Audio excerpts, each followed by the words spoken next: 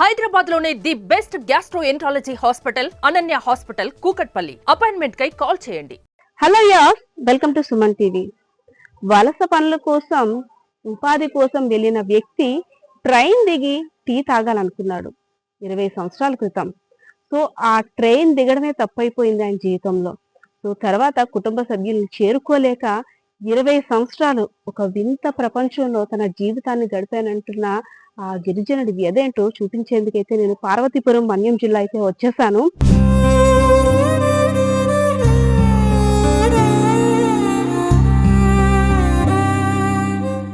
Recent గా ఒక వార్త కూడా వైరల్ అయ్యింది, మనం చూసాము. ట్రైన్ దిగి టీ కోసం వెళ్ళిన వ్యక్తి 20 సంవత్సరాల తర్వాత తన కుటుంబీకుల దగ్గరికి చేరుకున్నాడని. సో ఇందులో చాలా ఇంట్రెస్టింగ్ ఏంటంటే 20 సంవత్సరాల ఆ వ్యక్తితో ఒక వ్యక్తి అంటే ధనవంతుడైన వ్యక్తి వెట్టి చాకరీ చేయించుకుని తర్వాత కనీసం తనకి కుటుంబ సభ్యుల యొక్క సమాచారం కూడా ఏది తెలియకుండా ఒక అమాయకుడు నాకు దొరికాడు, సో తింతో వెట్టి చాకరీ చేయించుకుని నా పనులన్నీ చేయించుకోవచ్చు అని చాలా తెలివిగా ప్లాన్ చేసి తనకంటూ ఏ ఆధారాలు కూడా లేకుండా ఒక పక్కడ్బందీగా ప్లాన్ చేసిన తర్వాత అంటారు కదా, రాసుంటే ఎలా అయినా జరుగుతుందని. ఏ దేవుడు కనికరించాడో తెలియదు కానీ ఆ వ్యక్తినైతే మాత్రం ఇప్పుడు కుటుంబ సభ్యుల దగ్గరికి వచ్చాడు. సో ఆ వ్యక్తి ఎవరు, ఏంటి, ఎలా తప్పిపోయాడు, ఇదంతా మనం సినిమా స్టోరీస్ లో చూస్తుంటుంటాం. చూసి వచ్చిన తర్వాత అయ్యో అంటుంటాం, కానీ ఇది నిజంగా రియల్ లైఫ్ లో జరిగిన వాస్తవ కథనైతే నేను చూపించేందుకైతే ప్రస్తుతం ఆ చొక్క అయ్య అనే వ్యక్తి ఇంటి వద్ద అయితే ఉన్నాము. ఒకసారి మాట్లాడదాం ఆయనతోటి, మరిన్ని వివరాలు కూడా తెలుసుకుందాం.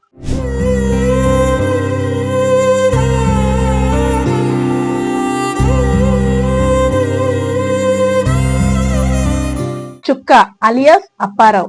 ఇదిగో ఈయన 20 సంవత్సరాల క్రితం టీ తాగడం కోసం ట్రైన్ దిగిన తర్వాత ఒక అయోమయ పరిస్థితిలోకి వెళ్ళి ఎక్కడున్నాడో, ఏం చేస్తున్నాడో, ఎవరి కోసం ఏం చేస్తున్నాడో కూడా తెలియని పరిస్థితి నుండి ఇప్పుడు తన కుటుంబ సభ్యుల దగ్గరికి అయితే చేరుకున్నారు. సో ముగ్గురు, వాళ్ళ అమ్మాయి అండ్ వాళ్ళ అల్లుడు గారు. తను 20 సంవత్సరాల క్రితం ఈ అమ్మాయి పెళ్లి సమయంలో వెళ్ళిపోయారు అనుకుంటా. సో మాట్లాడదాం. అమ్మా నమస్తే. అమ్మా మీరేమవుతారు? మా నాన్నగారు. మీ నాన్నగారు. మీ పేరు? సాయమ్మ, దొంపదోరు సాయమ్మ. సాయమ్మ. సాయమ్మ గారు 20 సంవత్సరాల క్రితం మీ నాన్నగారు అసలు ఎక్కడికి వెళ్ళారమ్మా? చెన్నై వెళ్తాను కూలి పని కానీ వెళ్ళి తప్పిపోయాడు మేడం. తప్పిపోయాడు 20 సంవత్సరం. ఒక వారం రోజుల్లో మా ఆయన వెళ్ళాడు ననకాని వెళ్తే నెనక్కాడు 6 రోజులు. నెనకి ఎక్కడ దొరకలేక డబ్బులు అయిపోయిన తర్వాత తిరిగి వచ్చేసాడు. మళ్ళీ మా నాన్న మరి ఇప్పుడు లేడు, చచ్చిపోన్నాడు అని వేసుకొని ఒక నెల రోజు, ఒక 2 మాసాలు 3 మాసాలకి ఉంది. మరి చచ్చిపోన్నాడు మళ్ళీ వస్తాడు అని అలాగే ఉండిపోన్నాడు. మా అమ్మ అలాగే ఏడ్చుకొని వేసుకొని మా ఆయన వెళ్ళిపోన్నాడు, నేను ఏగులతో బతుకుతాను అని అలాగే నీరుసాయి. మళ్ళీ మా అమ్మ చనిపోయింది. మళ్ళీ చనిపోయిన తర్వాత మరి ఏడు చేస్తామని నేను అలాగే ఇక్కడే కన్నూరు ఏగులు లేకుండా అత్తూరు ఊరి, అదే కన్నూరు అదే అత్తూరు ఊరి అని మర్చిపోయి. అంటే మీ నాన్నగారు వలస పనుల కోసం చెన్నై వెళ్ళిపోయారు. సో అంతకు ముందు ఇక్కడ ఏం చేసేవారమ్మా? చుట్టూ వ్యవసాయం చేసుకున్నాడు. అప్పుడు ఎంతమంది వెళ్ళారు? ఈయనతో పాటు ఎంతమంది వెళ్ళారు? నలుగురు. మా నాన్నతోని 4 వెళ్ళారు. 4కి ఇప్పుడు ఒకడు చచ్చిపోన్నాడు, 2 బతుకున్నారు. ఈ 4 వెళ్ళినప్పుడు ఈయన ఏ స్టేషన్ అంటే ఎక్కడ తప్పిపోయారు? ఒక దగ్గర ట్రైన్ మారేది ఉంటుంది కదా, ఎక్కడో దగ్గర, అది ఏ ఏరియా తెలుసా? చెన్నై అట్ట. చెన్నై టీ తాగడానికి దిగ్గేసి తప్పిపోయాడు. 3 ఎక్కి వెళ్ళిపోతామని వెళ్ళారు, చూసారట అక్కడికి దిగి. మరి మా తోడు మనిషి రాలేరు, మనం ఎందుకు ఇక్కడ ఉంటామో పని చేసి వెళ్ళిపోతాము. వాళ్ళు తమ్ముడులు అల్లుడులు ఉన్నారు కదా, కూతురు ఉంది కదా, మాకే తప్పు పట్టే చంపేశారు అమ్మేశారు అని చేస్తారని వీళ్ళు తిరిగి వచ్చేసారు. అమ్మ మరి ఇప్పుడు చనిపోయారు అనేసి మీరు భోజనం అన్ని పెట్టేసుకున్నారు. ఊరంతా కూడా ఇంకా మా నాన్న లేరు అని చెప్పేసి 20 సంవత్సరాలు అవుతుంది కదా, మళ్ళీ తిరిగి అంటే మీ నాన్నగారు వచ్చారు కదా, ఫస్ట్ తెలియగానే మీకు ఎలా అనిపించింది? ఎలా అనిపించింది మేడం? అలాగే ఉన్నారు. ఆ వీడియోలు చూసి, ఆ న్యూస్లు చూసి మా నాన్నగారు బతికే ఉన్నారు, ఎక్కడ ఉన్నారు అక్కడ వెళ్తాము, ఎవరికి కలిస్తే ఎవరు ఏది చెప్తారని వెళ్తే కలెక్టర్ దగ్గరికి వెళ్ళాలని చెప్తే కలెక్టర్ దగ్గరికి వెళ్తే కలెక్టర్ తెలియపరిచేది. పర్వాలేదు మీ నాన్నగారు వస్తారని అని అలా కలెక్టరే పంపితే వెళ్ళాం మేడం. వెళ్ళి మా నాన్నకి చూసాము, ఈడే మా నాన్నగారు అని గుర్తుపట్టాము. మీరు వాళ్ళ అల్లుడండి? మీ పేరు? చందు. చందు గారు. అంటే ఇంటి దగ్గర ఉన్న ఆడవాళ్ళు ఆయన గురించి పడే బాధ వేరు, కానీ ఆయన వెతకడానికి ఫస్ట్ వెళ్ళింది మీరే కదా? నేనే వెళ్ళాను మేడం. ఎక్కడెక్కడ వెతికారు అసలు ఆ టైం? ఊట్కోట్, మైలపూర్, జగన్నాథ్పూర్, పెద్ద తిరుపతి. అన్ని ఆ టైంలో అంటే ఫొటోస్ కూడా ఏమీ లేవన్నారు. అసలు ఎలా వెతకగలిగారు అప్పుడు?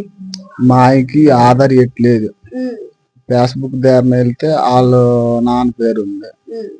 మా ఆయనకి కొన్ని ఇంటి మీద పట్టా, ఇంటి తాలూకా అక్కడ ఏటీ లేదు. మా ఆయన ఓటు కార్డు కూడా లేదు. పోనీ ముఖం పేసిన బట్టి తెలుసుకోవచ్చేమో. ఏందంట ఇటుకి బెడ్లు కోసిన వాళ్ళ దగ్గర, కంకర పని చేసిన వాళ్ళ దగ్గర ఇవి చూసుకొని 6 రోజులు తిరిగాను. నేను తీసుకెళ్ళిందే తక్కువ అమౌంట్, ఇంట్లో డబ్బులు లేవు. అది అయిపోయేసరికి నాకు ఖర్చులు సరిపోయినంత వరకు చూసుకొని మళ్ళీ తిరిగి వెళ్ళిపోతుంది. మరి అప్పుడు కంప్లైంట్ ఇచ్చారా పోలీసులు? కంప్లైంట్ అంటే మా ఆధార్ లేకుంటే ఎలా ఇవ్వలేం కదా. అప్పట్లోనే అంటే అప్పట్లో ఆధార్ అవి పెద్దగా ఏమీ లేవు కదా, అప్పట్లో ఫొటోస్ కూడా కంప్లైంట్ అందుకు ఇవ్వలేకపోయారా? ఫొటోస్ లేదు. పోనీ ఫొటోస్ ఇస్తే ఫొటోస్ బట్టి అయినా కంప్లైంట్ పలానా వ్యక్తి తక్కువ అనేసి ఇవ్వడానికైనా బాగుంటది. సో ఇలాగా దొరికారు పలానా వ్యక్తి దగ్గర అంటే, ఒక వ్యక్తి దగ్గర 20 సంవత్సరాలు వెట్టి చాకరీ ఆయన చేయించుకున్నారు అనేసి. సో ఆయనతో మీరు మాట్లాడారండి? లేదండి, ఆయనతో ఇక మాట్లాడారు. మరి 20 సంవత్సరాలు ఆయన సమాచారం గాని ఏమీ ఇవ్వకుండా 20 సంవత్సరాలు ఆయన దగ్గర ఉంచారు కదా అలా పని చేయించుకొని. సో ఈ మధ్యలో ఎప్పుడు కూడా మా మనిషి గురించి మాకు ఎందుకు తెలియజేయలేదని మీరు ఎప్పుడైనా అడిగారా ఆయన్ని? లేదండి, అడగలేదు. ఎందుకంటే మాయ 20 సంవత్సరాలు కదా, మాయ అలా పోయి ఉంటది అనేసి మేము ఆలోచించుకున్నాం. ఇప్పుడు తెలిసిన తర్వాత అడిగారా? తెలిసిన తర్వాత మళ్ళీ అడగడం అంటే వ్యక్తిగతంగా ముందు పోలీస్ స్టేషన్ లో తోస్తారు, లేకపోతే నేను అడుగుతాను అనుకున్నాను. కానీ ముందు పోలీస్ స్టేషన్ లో తోసిన తర్వాత మనం అక్కడికి వెళ్ళినా సరే మనం ఆయనకి అడిగినంత ఓపికలు ఉండవు, శక్తి ఉండదు. ఇప్పుడు పలానా వ్యక్తి గురించి చాలా సోషల్ మీడియాలోని కానీ ప్రభుత్వ అధికారులు అందరూ కూడా పలానా వ్యక్తి ఇలాగా అక్కడ ఇరుక్కుపోయారు అనేసి అని అందరికీ మెసేజ్లు పెట్టారు. సో 20 సంవత్సరాల క్రితం అంటే అప్పటికి ఇప్పటికీ ఫేస్ గానీ అంతా మారిపోయి ఉంటుంది కదా. ఫస్ట్ అలా ఎవరు గుర్తుపట్టారు? ఈయన మా చుక్కయ్యే, ఈయన మా బంధువే అనేసి అని ఎవరు గుర్తుపట్టారు? మా ఆవిడ. అయితే నేను ఈ పునాద చిన్న పున తాపి పని చేస్తాను, కూలి పని. మధ్యాహ్నం 1 గంట అయినప్పుడు సెల్ల గెలుకుతున్నా. సెల్లో నెట్టి వ్యక్తిగతం చూపిస్తుంది 20 సంవత్సరాలు అనేసి అంతుంది అనేసి చూసేసరికి ఈయన పోల్చలేకపోను. మా ఆవిడకి చూపించింది. ఈయన ఎవరు ఒకసారి చూడంటే తుప్పు తుల్లు అని ఏడ్చి మా ఆవిడ ఏడ్చింది. అప్పుడు నాకు కన్నీరు బాగా వచ్చింది. అంటే ఎవరికైనా పుట్టిన తర్వాత బాధ అనిపిస్తుంది. ఇదే మా అమ్మ 2 రోజులు తప్పు. మీ అత్తయ్య గారు కూడా బెంగ పెట్టుకున్నారు కదా అప్పుడు, మా ఆవిడ కూడా ఎదురు చూసారా ఈయన వస్తారని? మా అత్తయ్యకి 10 సార్లు చెప్పుకోండి, అత్తయ్య నువ్వు ఎక్కువ ఆలోచించుకో, నేను ఎందుకంటే నేను కొడుకుని కాబట్టి పట్టించుకోకూడదు అలాంటివన్నీ మా అత్తయ్య. మరి ఇప్పుడు ఇన్ని సంవత్సరాల తర్వాత 20 సంవత్సరాలు అంటే ఎక్కడో సినిమాల్లో చూస్తుంటాం మనం, పలానా వ్యక్తి ఎప్పుడో చిన్నప్పుడు తప్పిపోయి వేరే కుటుంబంలో బ్రతకడం అవన్నీ. అలాంటిది ఇప్పుడు మీ జీవితంలో అయ్యింది. సో మీ మాయ గారు వచ్చిన తర్వాత ఎలా అనిపించిందండి? ఒక పెద్ద దిక్కు ఆయన. నాకు పెద్ద దిక్కు అంటే నా ఇంటికి మళ్ళీ పుట్టుకొచ్చాడు నా పెద్ద కొడుకు. చుక్కయ్య గారు ఎలా ఉన్నారు ఇప్పుడు? బాగున్నారా? బాగున్నాం. మీరు అప్పుడు ఎక్కడుండేవారు? ట్రైన్ దిగి వెళ్ళిపోయారు, ట్రైన్ దిగి తప్పైన తర్వాత పోయి డైరెక్ట్ ట్రైన్ పోర్చి ఇది పాండిచేరి పోయితే అంకితే ఊర్మల్ ట్రైన్ వీళ్ళు ఇంకా ఏర్పడినారు. నా ఈ బండి వెళ్ళాలి అక్కడ ఒక ఓవర్ బండి తిరిగి వస్తే ఆ బండితో ఈ బండి వెళ్ళాలి, ఈ బండి అయింది ఓవర్ బండి తిరిగి వస్తాయి 3 బండి. పిన్నాడు పడితే ఏరుతుంది, ఏర్లే మెడ్రస్ దగ్గరికి వస్తుంది తిరుపతికి బండి. తిరుపతిలో వాళ్ళకి జీవితకి వస్తుంది. వైజాగ్కి పోయింది, వైజాగ్ అయితే కాసులే కాసులకి అయితే వైజాగ్ తిరిగి వెళ్ళిపోతుంది. కాసు డబ్బులు ಇಲ್ಲ అక్కడ కాసు ఉన్నాయి కదా, కాసు డబ్బులు ಇಲ್ಲ. శివాంగి జిల్లాకి పోను, శివాంగి జిల్లాకి పోయి ఒక మనిషి బాబా అన్న దగ్గర అనేసి ఉన్నారు.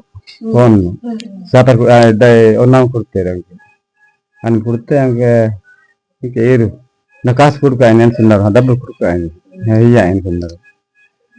డబ్బు కుడుకోమంటే కాదని నేను ఉన్నాను. నాకు కుడుతాను డబ్బు, నాకు కుర్తిస్తాను ఉన్నాడు.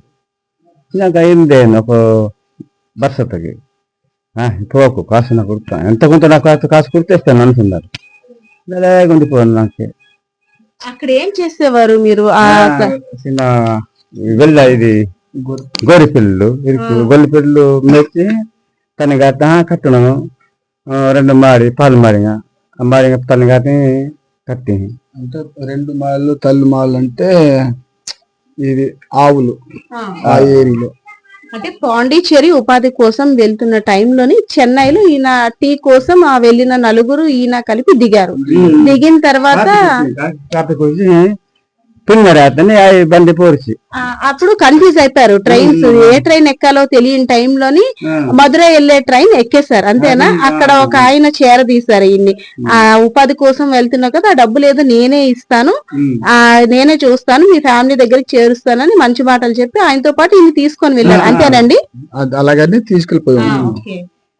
చుక్కయ్య గారు, అక్కడికి వెళ్ళిన తర్వాత మరి మీ తిండి, మీ పోషణ అవన్నీ ఎలా చూసేవారు ఆయన? తిండి 3 పూటలు భోజనమే. కాళ్ళ టీ కుడిచేసి సాపారి ఎత్తి మనతకి సరే 12 మందికి సాపారి. ఇప్పుడు అడగలేదా, నేను ఇక్కడికి వచ్చాను కదా, మా ఇంటికి వెళ్తాను, మా కుటుంబ సభ్యుల దగ్గరికి వెళ్తాను, ఒకసారి ఫోన్ చేస్తాను, లేదంటే పలానా ఊరు నా కూతురుని చూడాలని ఉంది, మా ఆవిడని ఇప్పుడు అడగలేదా? కాసు పోతాను అనుకున్నామ్మా, కాసు పోతాను ఊరికి అంటే నాకు ఇస్తాను అనుకున్నాడు. ఇస్తాను అనుకుంటే మరి నేను ఇడకమ్మ ఇవ్వవు, భూమి ఇస్తాను అనుకున్నాడు. భూమిని అన్న పిల్లలు మా కూతుర్లు తమ్ముళ్ళకి మా ఊర్లో ఎరిగి బయటికి పోతాను, కాసు అంటే కాసు కుక్కలే. డబ్బులు ఇమ్మని అడిగితే ఇచ్చేవారు కదా, భూమి ఇస్తాను అనేవారు, భూమి ఇస్తాను అవి తీసుకుందు అనేవారు, కానీ డబ్బులు ఇచ్చేవారు కాదు. అందుకు వాళ్ళకి పోలీసుకి వారసులన్నా వాళ్ళకి ఎరిపడి పెట్టేసాను. ఇంత కాసున కొడుకోలే ఈ మనిషి 20 బస్సు కాసు 10 లక్ష 70,000 కీర్తని ఏం కొడుకోలే 10 లక్షలకి కొన్ని అంచులతో కూడా అనుకున్నాను, అంచులతో కొడుకోలే. మరి మీరు పక్కన ఉండే వాళ్ళు వాళ్ళతో ఎప్పుడైనా చెప్పుకునేవారా? మీ తోటి ఎవరో ఒకరు పక్కన ఉండే వాళ్ళు, ఎవరో తెలిసిన వాళ్ళు ఎవరో ఒకరు ఉంటారు కదా, మీరు నీవు కాసు కొడుకోమంటే పోలీసుకి వాళ్ళకి సొల్లు అంటున్నారు, చెప్పు అని పోలీసులకి చెప్పు అనేవారు. మరి మీరు మామయ్య నువ్వు ఇన్ని రోజులు ఇక్కడ ఉన్నావు కదా, పోనీ వెళ్ళిపోబెట్టి నీ కూతురు దగ్గరికి డబ్బులు అడగొచ్చు కదా, డబ్బులు ఎంతో కొంత అడిగేసి వెళ్ళిపోవాలని అంటే మా అయ్య పోనీ నాకు 10-20 సంవత్సరాలకి 10 లక్షలు ఇవ్వకపోయినా సరే మా ఇంటికి వెళ్ళినట్టుగా 1,00,000 రూపాయలు ఇచ్చే నేను వెళ్ళిపోతాను అడిగేవాడు. నీకు నీ డబ్బులు మొత్తం బ్రాంకీలో పెట్టాను, నేను ఎప్పుడైనా ఇస్తాను అనేవాడు. గట్టిగా అడిగేసరికేమో భూమి రాసి ఇస్తాను అనేసి అన్నాడు. ఇలాగైతే అవ్వదనేసి ఆయన జట్టు మనిషి తెలిసినోడు కూడా నువ్వు ఇలాగంతా వెళ్ళలేవు, నువ్వు ఇంకా వేరే వాళ్ళ దగ్గరికి వెళ్ళి ఒక పోలీస్ ఆయనతో మాట్లాడితే ఆయన పబ్లిక్ పెట్టిన తర్వాత కలెక్టర్ దృష్టిలో పెడతారు, అక్కడ నుండి నువ్వు వెళ్ళిపోవచ్చు అనేసి. మా అక్కడ నుండి కలెక్టర్ ఆఫీస్ దగ్గర నుండి వేసేసరికి ఆ వాల్ పేపర్లు చూసిన తర్వాత న్యూస్లు అన్ని చూసిన తర్వాత మేము ఇక్కడ మా లమ్మి నేను చూసిన తర్వాత ఇతను మా మామి అనేసి కలెక్టర్ దగ్గరికి వెళ్ళి ఇదంతా కూడా ఏఓబి ప్రాంతం అంటే ఒరిస్సా బోర్డర్ చెప్తే అక్కడ పోదు, ఇది నాకు పోదు అని ఇప్పుడు మీరు చెన్నైలో కూడా మీకు ఆధార్ కార్డు కానీ ఏమి చేయించుకున్నారా? అక్కడ ఏమీ లేదా? ఆటో కార్డు ఎక్కడ చూద్దాము, ఇట్లా ఆటో కార్డు ఉంటే ఉన్నారు, ఆటో కార్డు ఇరికి రోజు తలుచుకునేవారా మా ఆవిడ ఎలా ఉందో, నా కూతురు ఎలా ఉందో అనుకునేవారా? కాసు లేదా మీరు తలుచుకొని ఎప్పుడు నేను వెళ్ళగలనా లేదా అసలు వెళ్ళగలం అని నేను నమ్మకం ఎప్పుడైనా 10 బర్స ముందు నెల చూన్నాను, 10 బర్స అయితే కాసు కూడా అంతే కాసు బెంకి తెరి పంచున్నారు. బెంకి తెరికి కుడుకున్నాను, వెళ్ళిపోతున్నప్పుడు కుడుకొని అన్నాను. ఏం లేదు. మరి చాలా రోజుల తర్వాత వచ్చారు కదా ఇక్కడికి, భూమిని చూసి ఎలా అనిపించింది? మీతోటి ఒక 4 వచ్చారు కదా ఉపాధి కోసం, వాళ్ళందరినీ కలిసారా? చెప్పారా ఇలాగా? చెప్పలే, చెప్పండి 2 రోజులు ఎక్కువగా ఇప్పుడు కలిసారండి ఆయన వాళ్ళందరూ, అంటే వాళ్ళందరూ వచ్చారా? ఒక లేరు అనేసి అన్నారు. ఒక్కడు తనకి దగ్గరోడు, సొంతం ఏరుకాడు. ఇంకొక అయినా అతని వరుసకి చిన్న ఇంకొక ఆయన కొడుకు అవుతాడు. ఆ కొడుకు అయినా మరణించాడు. వచ్చిన తర్వాత ఎలా ఫీల్ అయ్యారు ఆయన ఒక్కసారిగా? అంటే ఏడ్చుకొని అలా పడుకున్నాడు. అంటే మరి వాళ్ళ వైఫ్ గురించి అడిగారండి? నేను అడిగాడు, నేను కథ చెప్పని మా ఆవిడకి ఇప్పుడు మీరు వచ్చిన తర్వాత చెప్తాను. మీ పెళ్లి అయిన తర్వాత బాబు పుట్టినప్పుడు వెళ్ళిపోయారా? బాబు మా పెళ్ళైపోయి బాబు పుట్టి 3 మాసాలు అయింది. మా ఇంటికి వచ్చాడు. ఇంటికి వచ్చిన తర్వాత నాకు చెప్పలే. మాకప్పుడు నాటు బండి కోతులు ఉండేవి మా ఇంట్లోనే. మా ఏమో నేను బండి పూసుకుని వెళ్ళినప్పుడు దారి దగ్గర కనిపించాడు. మా ఏ టైం అప్పుడు వెళ్ళిపోతా అంటే లేదు వెళ్ళిపోతాను, మీ అత్తయ్య ఉంది అని అన్నాడు. అక్కడికి వెళ్ళిన తర్వాత తెల్లారేసరికి చెప్పారు నాకు, మీ మా ఇలా లేడని. మా మాయ దేశం వెళ్ళిన బట్టి మా మాయ ఇంట్లోనే పెద్దగా మాట్లాడు, బయటకు వెళ్ళి ఇంకెటు మాట్లాడతాను అనేసి నేను తెల్లారి వెళ్ళిన తర్వాత ఫోన్లే వెళ్ళాడురా మీ మామ, కొన్ని ఒక్క కూతురే, కొన్ని చక్కగా చూసుకుందాం అనేసి ఏడుస్తూ చెప్పింది మా అత్తయ్య అన్న. అంటే నీవు ఏడకనేసి నేను 2-3 మాది సేమ్ మా మేనత్తలాగా నాకు కన్నీరు. పెళ్ళైంది కదా, కొంచెం బాధ్యతలు కూడా తీరాయి, చేయి సాయంగా ఉంటుంది దేశం వెళ్తే అనేసి అని. యాక్చువల్లీ దేశం అంటే ఇక్కడ వలస వేరే ఊరు వెళ్తారు కదా, దాన్ని ఇక్కడ ట్రైబల్స్ గాని అంటే ఈ ఉత్తరాంధ్రకు సంబంధించి వాళ్ళు ఎలా అంటారంటే దేశం వెళ్ళాడు పని కోసం, దేశం వెళ్ళిపోయాడు అంటారు. అంటే దేశం అంటే వేరే దేశం అనుకుంటాం కానీ కాదు, దేశం వెళ్ళిపోయారు ఉపాధి పనుల కోసం అంటారు. ఈ రాష్ట్రం నుండి ఈ ఊరు నుండి పక్క ఊరు వెళ్ళినా సరే దేశం వెళ్ళారని ఇక్కడ చెప్పుకుంటుంటారు. సో ఆ తర్వాత అంటే మరి ఇలా అయింది. అక్కడికి వెళ్ళిపోయిన తర్వాత ఎక్కడైతే రైల్వే స్టేషన్ లో ఈయన తప్పిపోయారో ఆ రైల్వే స్టేషన్ లో ఎంక్వైరీ చేశారా? నేను వెళ్ళాను మేడం. ఆ స్టేషన్ కి, అదే స్టేషన్ కి, మా మాయ దిగిపోయిన స్టేషన్ కి 3వ రోజు అంటే నేను వెళ్ళాను.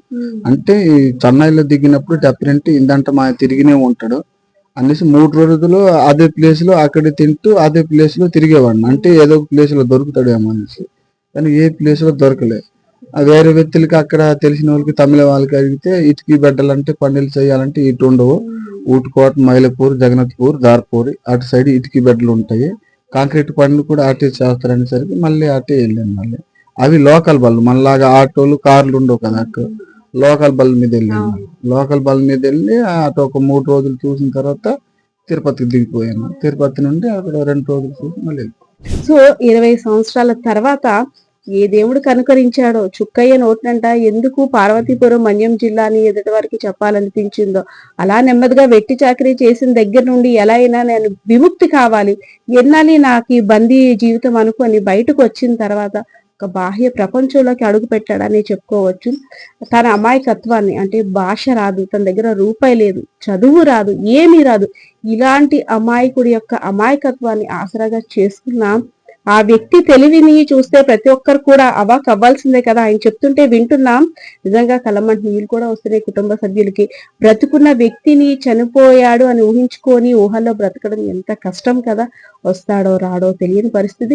సో ఏదైతేనేం చివరికి ఎలా అయినా కుటుంబ సభ్యుల దగ్గరికి చేరాలని రాసి పెట్టుంది, చేరుకున్నాడు. అలాగే ప్రభుత్వ అధికారుల సహాయ సహకారంతో కూడా కుటుంబ సభ్యులందరినీ కలుసుకోగలిగాడు. సో ఇదండి మన చుక్కయ్య అలియాస్ అప్పారావు స్టోరీ. అయితే మీరంతా చూసారు కదా.